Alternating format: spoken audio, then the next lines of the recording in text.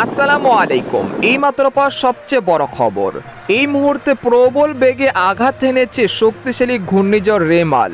ইতিমধ্যে বাতাসের সর্বোচ্চ গতি উঠে যাচ্ছে ঘন্টায় 150 কিলোমিটার।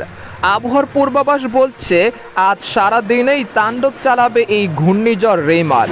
এর ফলে দেশের বিভিন্ন অঞ্চলে ভারী থেকে অতি ভারী ঝড় বৃষ্টির পূর্বাভাস।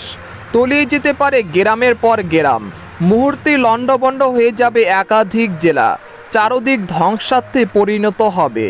এছাড়া এইমাত্র কোন কোন জেলাগুলোতে সতর্কতা জারি করলো আবহাওয়া দপ্তর, সম্পূর্ণ বিস্তারিত জানিয়ে দেব এই খবরে। বিস্তারিত জানতে হলে খবরটি অবশ্যই শেষ পর্যন্ত দেখতে থাকুন। আর সবার আগে সবার প্রথম সঠিক খবর জানতে আমাদের চ্যানেলটিকে সাবস্ক্রাইব করে রাখুন। এবার জেনে নিন এক নজরে। আবহাওয়ার বিশেষ বুলেটিনে জানানো হয়েছে এই মুহূর্তে স্থল ঘূর্ণিঝড় এর কেন্দ্রে 54 কিলোমিটার এর ভিতর